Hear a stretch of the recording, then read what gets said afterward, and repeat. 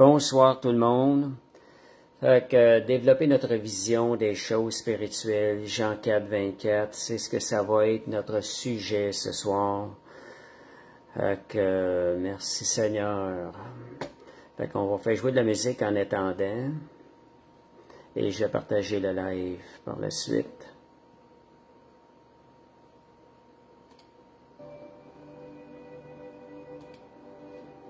F5, on va aller voir le live. Merci Seigneur.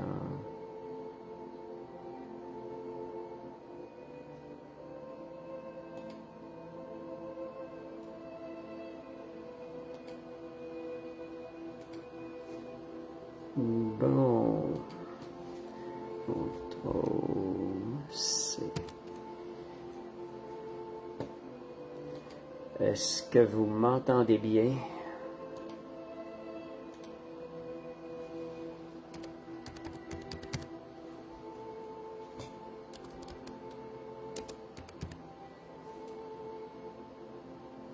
Voyons.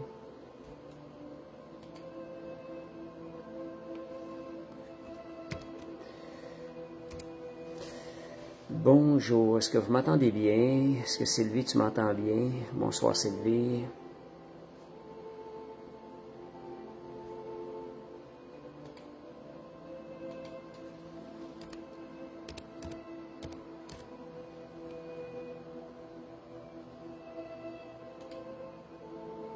Disons que ça fait un petit bout. Un petit bout qu'on n'a pas apporté de live, que j'ai pas apporté de live. Bonsoir Sandra, bonsoir Josiane. Je vais partager des liens avant de commencer.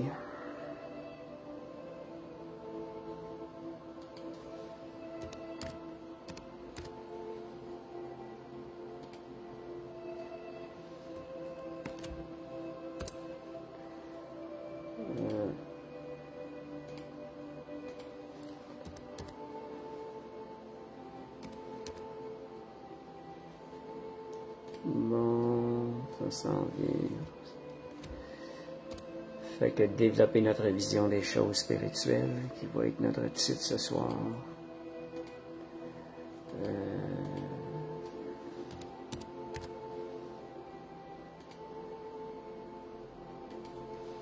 C'est contrôlé, voilà. On achève encore quelques... deux...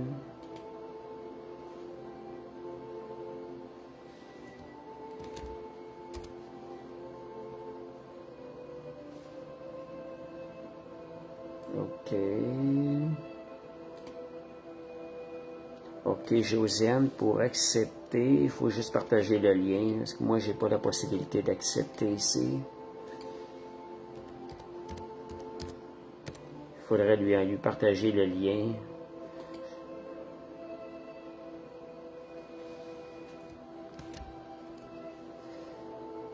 Et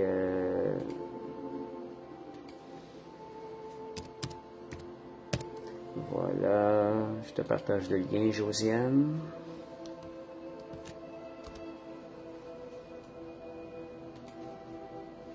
Je pense que... Bon, on va commencer. Merci Seigneur. Je vois pas le nombre. OK. Merci Seigneur. Bon, gloire à Dieu. Merci Seigneur, alléluia.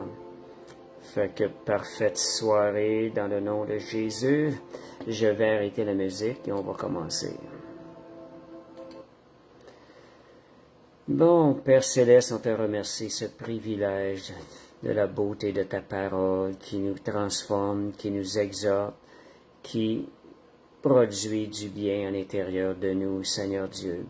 Merci pour ton Saint-Esprit, Père Céleste. Merci de diriger ce soir, que ton Saint-Esprit, Seigneur, parle à chacun de nos cœurs, Seigneur, et que ce soit porté, Seigneur, avec excellence par le Saint-Esprit, au nom de Jésus. Merci, Seigneur. Fait que bonsoir Guylaine, bonsoir Daniel, bonsoir Monique. On va commencer à développer notre vision des choses spirituelles. Pour moi, lorsqu'on parle des choses spirituelles, Pourquoi aller vers les choses spirituelles? Il y a un verset clé qui est le Jean 4, 24.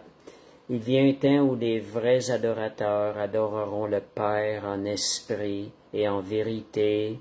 Et Jésus réaffirmé, il disait, ce sont de tels adorateurs que le Père désire. Ça dit, Dieu est esprit, et ceux qui l'adorent doivent l'adorer en esprit et en vérité. Donc, adorer Dieu, dans une parole très simple, un verset très simple, c'est l'adorer en esprit et en vérité. Donc, c'est important des fois de développer, d'apprendre à voir qu'on n'a pas juste le monde qu'on voit avec nos yeux, mais qu'il y a aussi un monde spirituel en arrière de ça. Si on regarde, donc, étant devenu un enfant de Dieu, nous sommes devenus comme notre Père céleste, nous sommes devenus de la même nature que notre Père, nous sommes donc un esprit. Et ça, parfois, on a de la misère à le réaliser. Est-ce qu'on agit différemment avant de connaître le Seigneur qu'après l'avoir connu? Est-ce que notre perception, elle est vraiment différente? Parce qu'avant de connaître le Seigneur, notre esprit était endormi, était mort, en quelque sorte, parce qu'il ne produisait pas la vie. Ayant connu le Seigneur, notre esprit a repris vie et s'est connecté avec le Saint-Esprit. Notre esprit est devenu un avec l'Esprit de Dieu. Donc, c'est important d'avoir plusieurs versets. Quand vous voyez des fois qui parlent d'esprit minuscule et esprit majuscule, vous pouvez faire une relation avec ça qui va vous aider à comprendre un peu les directives que le Seigneur nous donne. Donc, pour être un vrai adorateur, est-ce que c'est ce qu'on désire? Est-ce que chacun de nous, on désire être un vrai? Seigneur, je veux être un vrai adorateur. Seigneur, je veux que cette adoration te soit agréable. Je veux qu'elle parvienne de mon cœur, Seigneur Dieu. Je veux qu'elle soit entendue, qu'elle soit bien reçue. Je veux qu'elle te soit agréable. Donc, ça commence à considérer qu'on est un esprit qui a une âme et qui vit dans un corps. L'esprit est éternel et le corps est temporel. Donc, développons notre vision et notre sensibilité aux choses spirituelles, apprendre à vivre comme un être spirituel. C'est quelque chose qui s'apprend, la conscience. Développer notre conscience, c'est-à-dire je suis un esprit. C'est des choses que vous pouvez répéter si vous avez l'occasion, vous les répétez à l'intérieur de vous durant la journée. Donc, 2 Corinthiens 10, versets 3 à 5. Ce qu'on appelle, lorsqu'on ne marche pas dans l'esprit, c'est comme un esprit, c'est qu'on marche dans la chair. 2 Corinthiens 10, 3, 5. Si nous marchons dans la chair, nous ne combattons pas. Là, c'est la situation actuelle. Comment est-ce qu'on doit faire? On ne doit pas combattre selon la chair. Car les armes avec lesquelles nous combattons ne sont pas charnelles, mais elles sont puissantes par la vertu de Dieu pour renverser les forteresses. Quand on parle de forteresses, c'est des forteresses dans le monde spirituel. Nous renversons les raisonnements et toute hauteur qui s'élève contre la connaissance de Dieu, et nous emmenons toute pensée captive à l'obéissance de Christ. Vous savez, il y a des esprits qui influencent notre manière de penser aussi en arrière. Fait qu'ici, par la parole de Dieu, en étant conscients, nous, par la prière, on peut emmener les pensées captives à l'obéissance de Christ. Jean 3,5, ça dit, « En vérité, je te le dis, si un homme ne naît d'eau et d'esprit, il ne peut entrer dans le royaume de Dieu. » Donc, pour faire partie de la famille de Dieu, c'est important de naître de l'esprit, de devenir un esprit, comme la nature de notre Père céleste. Donc, avant d'être sauvé, on priait, je ne sais pas si vous avez réalisé, certains priaient avant d'être sauvés. Qu'est-ce qui était l'effet de nos prières? On priait, mais notre esprit n'avait pas encore repris vie. Dieu, par la grâce, entendait quand même. Il nous voyait, il nous cherchait, si bon, il l'entendait. Mais nous n'étions pas en mesure vraiment de combattre dans le monde spirituel, parce que nous n'étions pas, notre esprit n'était pas connecté avec l'Esprit de Dieu. Donc, c'était seulement une prière qui avait un peu de puissance, qui nous permettait à Dieu de connaître, qui nous permettait de connaître, de se faire connaître à Dieu en quelque sorte, qu'il entende notre voix. Donc, nous ne pouvions combattre dans le monde spirituel, ce qui veut dire que nous ne pouvions combattre dans le 2e ciel, ni le 3e ciel. La seule chose qui arrive, c'est qu'autour de nous, oui, on pouvait faire du bien, mais c'est pas le genre de chose qui fait qu'on est agréable à Dieu. Avec le deuxième ciel, je répète, on est une autorité supérieure qu'il y a au premier ciel.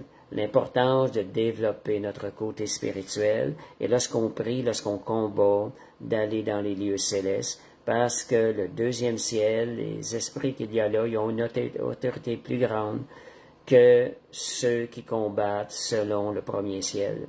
Et au troisième ciel, ce qui est encore mieux, c'est lorsqu'on réalise pleinement notre position d'être assis avec Christ, eh bien, on est comme une entité supérieure que les esprits au deuxième ciel. Fait que c'est-à-dire, plus on va réaliser qui on est, notre position en Christ, plus on va monter en grade dans notre foi, dans les combats spirituels. Et donc, notre confession et notre foi, ils vont déterminer à quel niveau nous combattons. Notre confession, notre foi, est-ce qu'on voit vraiment ce qu'il y a en arrière des personnes et quelle puissance aussi nous avons accès pour combattre. Comme je disais, plus on va pratiquer, plus on va grandir au niveau spirituel. On s'exerce au combat. C'est comme toute chose. Les gens qui courent, qui font dans des choses, s'exercent au combat. Donc, merci Seigneur. Il est important de s'entraîner régulièrement dans le combat spirituel. Quand on pêche, quand on désobéit au Saint-Esprit, on baisse dans les niveaux spirituels, on baisse d'autorité, de puissance. Nous devenons plus faibles. Si on veut vraiment croître dans le spirituel, dans le combat spirituel, il va falloir s'exercer à chaque jour et être guidé par le Saint-Esprit. Comme je disais, je mentionne une petite chose, j'ai souvent entendu des témoignages là-dedans. Il faut faire attention pour combattre des principautés au-dessus des villes et des villages. Ça prend vraiment la direction du Seigneur. C'est le genre de choses qu'il faut faire attention. Et sinon, on peut récolter beaucoup de problèmes et pas être capable de surmonter les problèmes avec ça. J'ai entendu des témoignages des grands hommes de Dieu qui ont été arrêtés à cause de ça. Donc, quand on obéit au Saint-Esprit, par contre, on grandit en autorité dans les lieux célestes. Parce que notre coach, c'est le Saint-Esprit. Là, il y a l'importance d'écouter, d'être attentif à la voix du Saint-Esprit. La Bible dit, je ramène aussi par rapport au péché, la Bible dit on est esclave de celui à qui on obéit dans Romains 6,16. Soit au péché qui conduit à la mort, ou soit à la vie.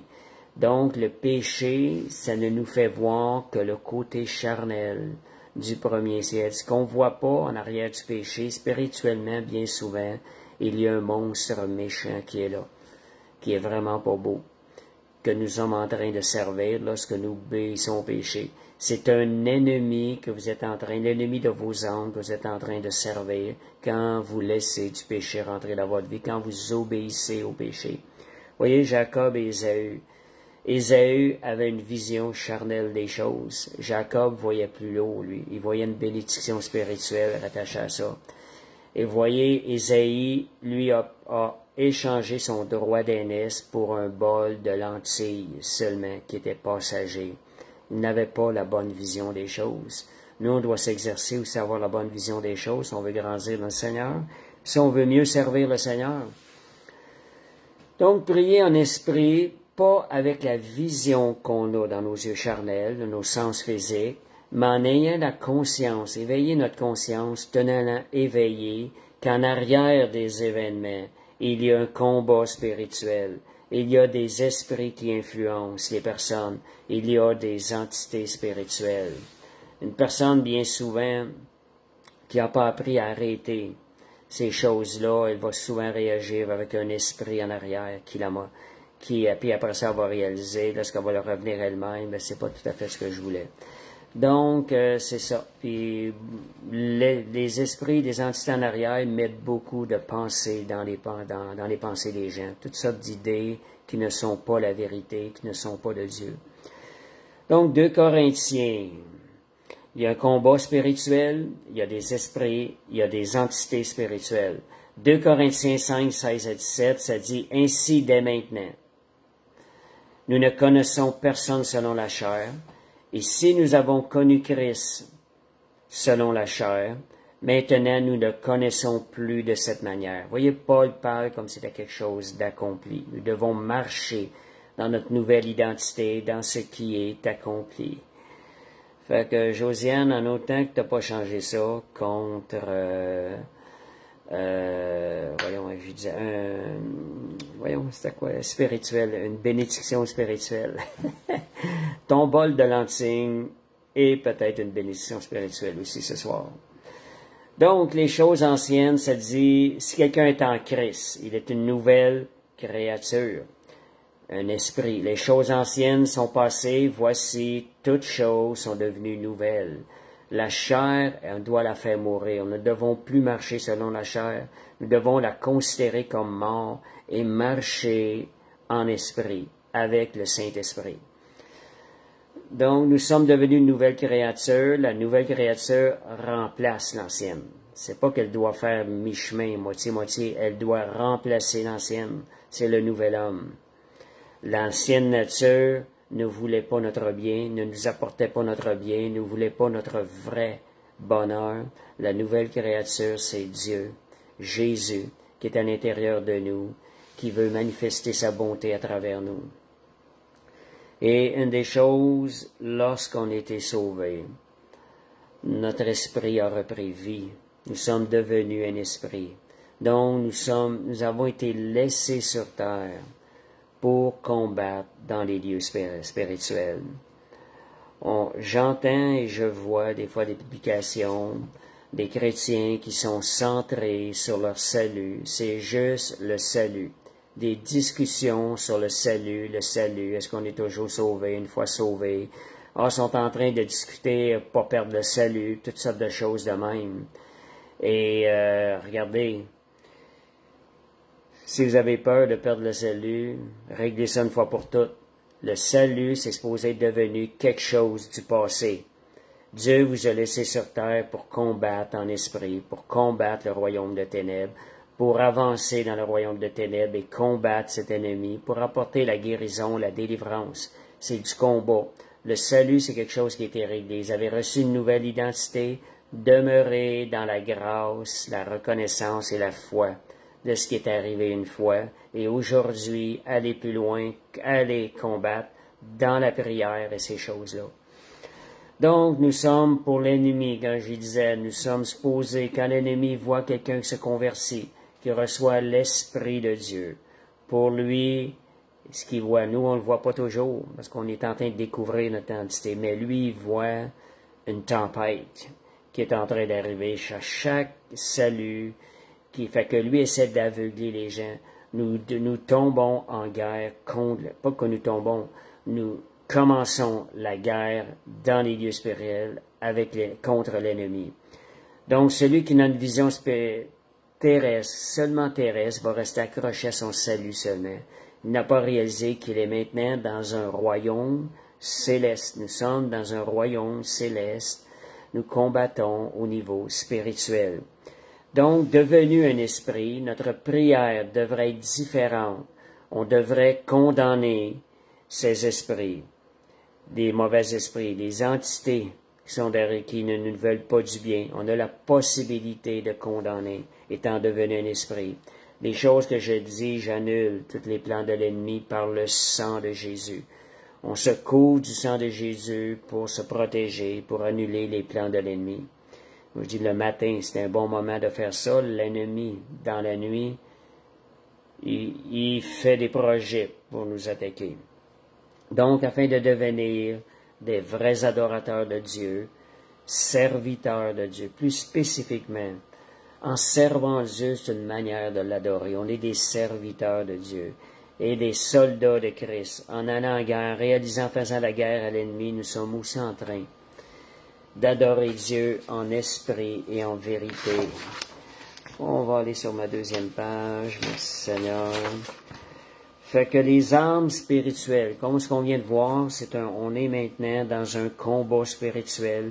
Qu'on le veuille pas, on est dans un combat spirituel. parce que nous ne sommes pas de la même race. Nous avons été transportés du royaume de ténèbres vers un royaume de lumière. Nous avons maintenant un ennemi dans les lieux célestes, dans le deuxième ciel, le diable et ses démons. Donc, Éphésiens 6, versets 10 à 18. Au reste, fortifiez-vous dans le Seigneur. Quand je dis fortifiez-vous, c'est en esprit. Dans le Seigneur et par sa force, toute puissance, par la force de Jésus, qui est le Saint-Esprit. Revêtez-vous de toutes les armes de Dieu, pas les celles qu'on a ici, qu'on peut voir ici bas, mais les armes de Dieu, ce sont des armes spirituelles, afin de pouvoir tenir ferme contre les ruses du diable. Donc, pour se revêtir, nous n'avons pas à lutter contre la chair et le sang, non pas à lutter contre ce que nos yeux voient dans notre monde ici-bas, mais contre les dominations, les autorités, les princes de ce monde de ténèbres, contre les esprits méchants dans les lieux célestes. Nous avons été transportés de royaume, nous sommes devenus leur ennemi. C'est pourquoi prenez toutes les armes de Dieu afin de pouvoir résister dans le mauvais jour et tenir ferme après tout surmonter. Donc, se revêtir des armes de Christ. On va voir c'est quoi les armes. Donc, quand vous combattez en esprit, essayez de voir les entités monstrueuses, parce que c'est ça qu'elles sont en arrière. Et parfois, Dieu peut vous ouvrir aussi les yeux spirituels, vous allez voir ces esprits-là, ces monstres qui vous font opposition. Donc, tenez donc ferme, ayez en vos reins la vérité pour ceinture. Tenez compte, la vérité, on la trouve dans la parole de Dieu. Revêtez la cuirasse de la justice, sachant que le sacrifice de Jésus par son sang nous a rachetés, il nous a rendus justes, parce qu'il a payé le prix de notre dette. Mettez pour chaussure à vos pieds le zèle que donne l'évangile de paix. Pourquoi à nos pieds? Parce qu'on annonce l'évangile. Ça nous demande d'annoncer l'évangile.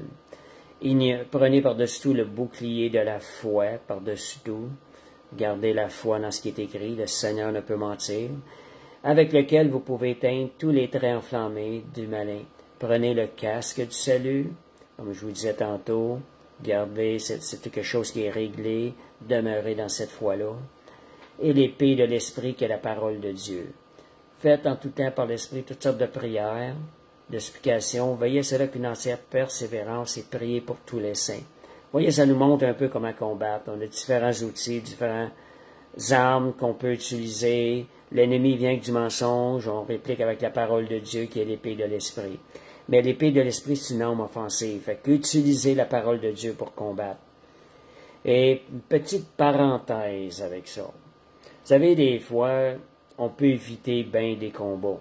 Dans la parole de Dieu, c'est écrit « Résistez au diable, il fuira loin de vous ».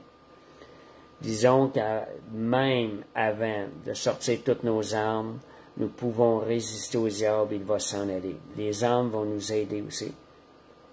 Donc, traiter les problèmes au niveau spirituel va apporter des résultats plus vite et plus efficaces.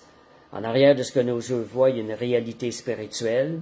Quand on combat avec ce que nos yeux voient, on est en train de combattre en quelque sorte les symptômes et non la cause. Ça va être comme une boucle sans fin.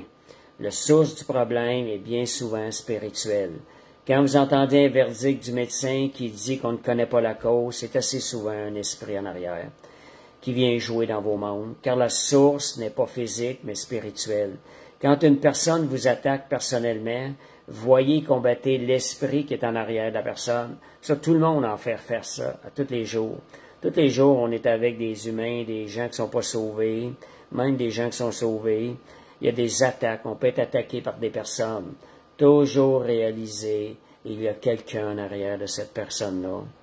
Il y a une influence d'un esprit derrière cette personne-là. Puis de combattre spirituellement, je lis cet esprit qui cherche à me rabaisser, je le lis, je le chasse dans le nom de Jésus. Je lis cet esprit accusateur qui vient à travers, derrière cette personne-là. Je le lis, je le chasse, je le rends inapte à faire quoi que ce soit contre moi au nom de Jésus. Ce sont des manières qui sont encore plus ciblées pour détruire l'ennemi et l'arrêter, l'arrêter de nous faire du tort. Donc, à ce moment donné-là, plus vous allez agir, plus vous allez être conscient, développer la conscience du monde spirituel, plus vous allez devenir des vrais adorateurs pour le Seigneur. Plus, dans votre nouvelle identité de fils de Dieu, né de l'Esprit. Daniel, on va lire Daniel 9, versets 3 à 4. Daniel, il dit, je vais couper des versets. Daniel, il a tourné sa face vers le Seigneur afin de recourir à la prière, aux supplications en jeûnant et en prenant le sac et la cendre. Fait qu'il a parlé au Seigneur, puis il priait le Seigneur, et on voit que Daniel glorifiait Dieu, donnait gloire à Dieu. Et dans Daniel 10, un peu plus loin, on voit que ici, Daniel a prié pendant 21 jours. Puis là, il y a un ange qui est arrivé. Le monde spirituel s'est ouvert, puis un ange est venu lui dire ce qui se passait spirituellement. Daniel priait sans même voir de ses yeux le monde spirituel. On n'est pas obligé d'attendre de voir de nos yeux pour prier en esprit, combattre les démons. Fait que prions, et le Seigneur, quand il nous fait grâce, il peut nous montrer le monde spirituel. Fait qu'on voit que la prière, comment elle est efficace. Regardez ce que l'ange dit. Daniel, ne crains point, dès le premier jour, tu as eu à cœur de comprendre, de t'humilier, tes paroles ont été entendues. Vous savez quelque chose, des fois on ne voit pas le résultat, mais on est en train de combattre l'ennemi. L'ennemi, on ne lui a pas laissé la victoire. Tant et aussi longtemps qu'on combat, on ne laisse pas la victoire à l'ennemi. Puis à un moment donné, la victoire apparaît.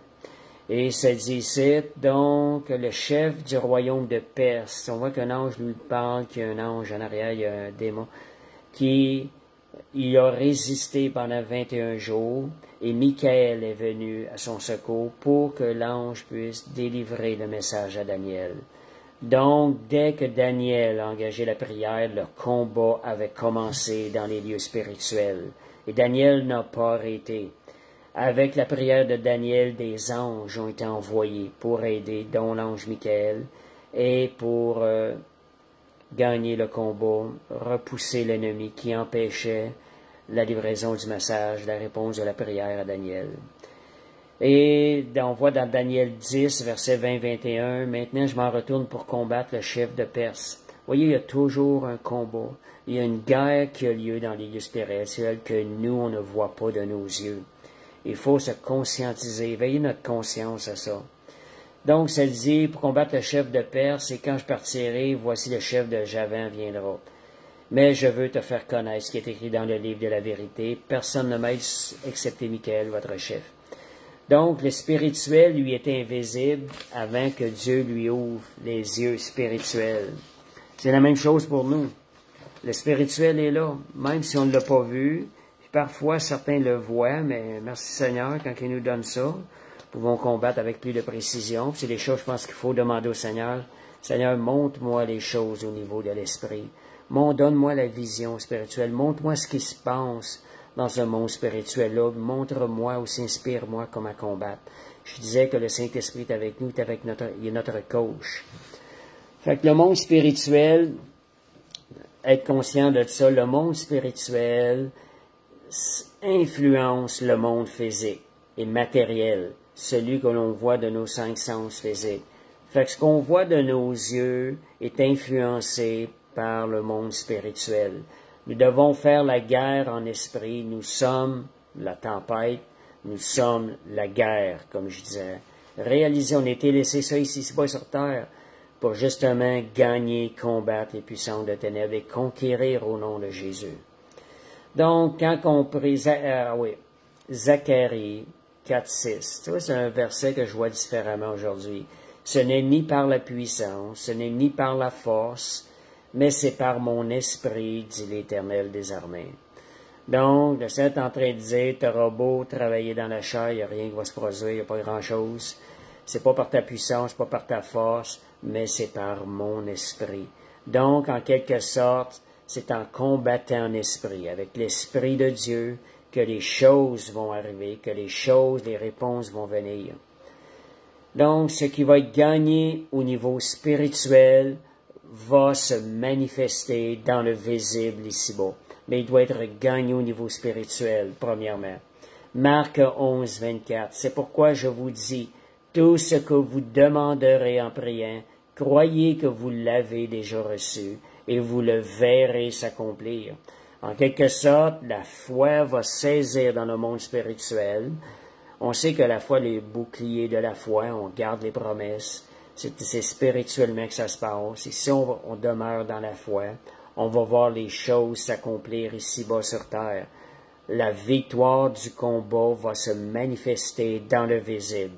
Donc, quand je vous disais, le monde spirituel influence le monde matériel et physique ici-bas. Donc, utilisez la parole de Dieu, déclarer, confesser, mais avec la confiance spirituelle. Seigneur, tu es là en arrière. Mes yeux ne te voient pas, mais il se passe des choses. Et Seigneur, tu m'as revêtu. En Christ, je puis tout par celui qui me fortifie. Je suis plus que vainqueur par Christ qui me fortifie. Ce sont des choses on est en train de combattre, de prendre notre place comme guerrier dans le monde spirituel lorsqu'on confesse ces choses-là. J'ai un verset qui nous montre la différence en comment que le spirituel influence le physique. Proverbe 4, 20, 22. Ça dit, « Mon fils, sois attentif à mes paroles, prête l'oreille à mes discours, qu'ils ne s'éloignent pas de tes yeux. » La parole de Dieu, lorsqu'elle est lue par l'Esprit, elle est spirituelle. Garde-les dans le fond de ton cœur, car c'est la vie pour ceux qui les trouvent. On parle de la parole de Dieu. Et c'est la santé pour tout le corps. Fait que voyez, lorsqu'on prend la parole de Dieu qui est spirituelle, on la confesse, le corps va être influencé par la parole de Dieu. Donc, Satan y est vaincu, Jésus est Seigneur, il vit en moi. Des confessions que vous devez faire. Celui qui est en moi est plus grand que celui qui est dans ce monde. Mais la façon la plus puissante de grandir en autorité spirituelle, vous voulez grandir en autorité spirituelle, je vous disais tantôt, on a des rangs, c'est d'avoir une vie constante de prière, une routine de prière. Ça prend une discipline. On prie pas juste quand ça nous tente, ou des gens, juste, quand l'esprit, il y a beaucoup de gens disent, moi je marche par l'esprit. En réalité, en arrière de ça, bien souvent, c'est qu'ils marchent avec les émotions. Faire attention des fois. Le Saint-Esprit est dans la discipline aussi. Donc, prions avec l'autorité du nom de Jésus. Prions avec l'autorité que nous avons reçue du nom de Jésus. Adam avait reçu toute autorité sur cette terre, mais il l'a donnée à Satan désobéissant à Dieu. Satan nous l'a volé, cette autorité-là. Jésus est venu nous la restaurer, la redonner à l'homme, mais c'est à nous qui devons en prendre possession et utiliser cette autorité-là et en prendre possession. Devenons plus conscients de l'autorité que Jésus nous a déléguée. C'est comme le policier qui s'en va dans la rue. S'il n'est pas conscient de son autorité, s'il ne l'utilise pas, il ne pourra pas arrêter les autos. Mais que ce soit une petite dame ou un grand homme costaud, s'il arrive, il connaît son autorité, la petite dame avec son autorité, elle va être capable de faire arrêter les gros camions. Fait que connaissons notre autorité et pour prendre possession puis gagner des combats dans les lieux célestes. Donc, utilisons cette autorité-là, exerçons-nous au combat afin de monter dans les rangs spirituels en autorité. C'est l'autorité de Jésus. Cette autorité-là, elle est complète dans le 3e ciel. Éphésiens 1, 20, 23, c'est tellement puissant ça. Il l'a déployé en Christ en le ressuscitant des morts. On parle de puissance. Il l'a fait asseoir dans sa droite, dans les lieux célestes. Jésus est assis dans les lieux célestes, puis un peu plus loin, on dit qu'on est assis avec Christ dans les lieux célestes. Fait que ce qui est dit de Jésus ici est aussi pour nous. Au-dessus de toute domination, donc c'est au-dessus du 2e ciel, c'est dans le 3e ciel. Au-dessus de toute domination, de toute autorité, de toute puissance, de toute dignité, et de tout nom qui se peut nommer, non seulement dans le siècle présent, mais encore dans le siècle à venir. Il a tout mis sous ses pieds, il a donné pour chef suprême à l'Église, qui est son corps, la plénitude de celui qui remplit tout en tous. Fait que voyez, il a donné pour chef suprême à l'Église. Nous sommes l'Église. Cette autorité-là nous a été donnée. C'est à nous de la découvrir. Soyons conscients de cette autorité-là. Combattons en esprit, nous allons grandir en autorité, découvrir l'autorité en Jésus-Christ qui nous a été donnée. Donc, rechercher la révélation, compréhension des choses spirituelles. Donc, si on veut, c'est important aussi quand Dieu nous donne une révélation du monde spirituel, vous savez, c'est une compréhension, c'est différent. Nous sommes plus conscients, nous combattons avec plus précisément. Éphésiens 1:17, ça dit afin que le Dieu de le Seigneur Jésus-Christ, le Père de gloire, vous donne un esprit de sagesse et de révélation dans sa connaissance et qu'il illumine les yeux de votre cœur. Vous savez, nos paroles nous connectent au monde spirituel. Demandez au Seigneur, donne-moi cet esprit de sagesse et de révélation. J'ai demandé ça plusieurs fois. Il y a plusieurs années, j'ai vu la réponse de Dieu. Dieu a commencé à me donner, j'avais soif de la révélation de sa parole. Et Dieu m'a donné la révélation de différentes choses à sa parole. Et cela m'émerveille. Ça m'émerveille de voir le cœur de Dieu et tout. Donc, pour terminer, on parle du monde spirituel. La vie ici-bas, c'est comme une matrice. Ce qui nous semble être une réalité n'est qu'une illusion. C'est une réalité spirituelle. La vie ici-bas n'est qu'une illusion. Pourquoi tout ce qui est ici-bas est appelé à disparaître? C'est comme du vent. C'est temporel, ces choses-là. Fait que nous, si on vit avec la conscience du deuxième ciel, du combat mené dans le deuxième ciel et de ce qu'il y a dans des promesses dans le troisième ciel, ben, on va vivre vraiment la réalité. La réalité n'est pas ce que mes yeux voient, mais ce qui se passe dans le monde spirituel. Puis demandez au Seigneur des révélations. Demandez à Dieu qui vous ouvre aussi les yeux spirituels. Élisée avait dit, Seigneur, ouvre les yeux de mon serviteur afin qu'il voie. Et la crainte, elle est partie. La crainte n'est pas de Dieu. C'est une bénédiction quand Dieu nous ouvre et nous montre les choses des lieux spirituels, de ce qui se passe dans le monde spirituel. Parce que les attaques de l'ennemi sont faites à ce moment donné-là. Nous pouvons le détruire rapidement. Donc, considérons nos choix qu'on a à faire ici-bas en fonction de la sagesse de Dieu, en fonction de ce qui est éternel, en fonction de ce qui se passe dans le monde spirituel. Fait que c'était l'étude pour ce soir. Merci Seigneur. Alléluia. Fait que, comme je vous disais, ce qu'on vit ici-bas, nous étions charnels avant de connaître le Seigneur. Maintenant, nous sommes devenus un esprit. Vivons cette nouvelle identité-là. Je suis un esprit.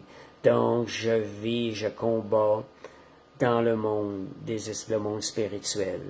Merci Seigneur. Seigneur Dieu, on te remercie pour cette soirée.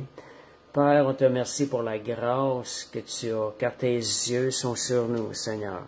Gardons la foi, Seigneur, parce que nous voulons être agréables, Seigneur. Merci de nous ouvrir aussi, d'ouvrir notre esprit à voir, à comprendre ce qui se passe dans le monde spirituel. Comme tu as accordé aux serviteurs d'Élisée, Seigneur, nous te demandons aussi de nous ouvrir, Seigneur, de nous faire grâce, de nous montrer encore davantage, de nous donner des visions de ce qui se passe dans le monde spirituel. Et merci, Seigneur Dieu, pour la victoire que tu nous as déjà acquise en Jésus-Christ et la protection par le sang de Jésus contre les dominations, les autorités spirituelles et les esprits méchants. Merci pour la puissance qu'il y a dans ton sang. Au nom de Jésus. Merci Seigneur. Alléluia. Que juste mentionné, on a les mardis soirs, l'intercession à 18h à l'Assemblée, à l'Église. On a les vendredis soirs, les cafés bibliques à 19h30 au 1884, Tillemont, Montréal. La même chose le dimanche, c'est l'Assemblée. Notre Assemblée à 14h. Fait que vous êtes tous les bienvenus. Et pour nous joindre et louer le Seigneur et lui donner gloire et s'entretenir dans la foi les uns vers les autres. Merci Seigneur, fait que je vous souhaite une parfaite semaine, que le Seigneur nous accorde la grâce encore cette semaine, au nom de Jésus. Amen. Merci Seigneur.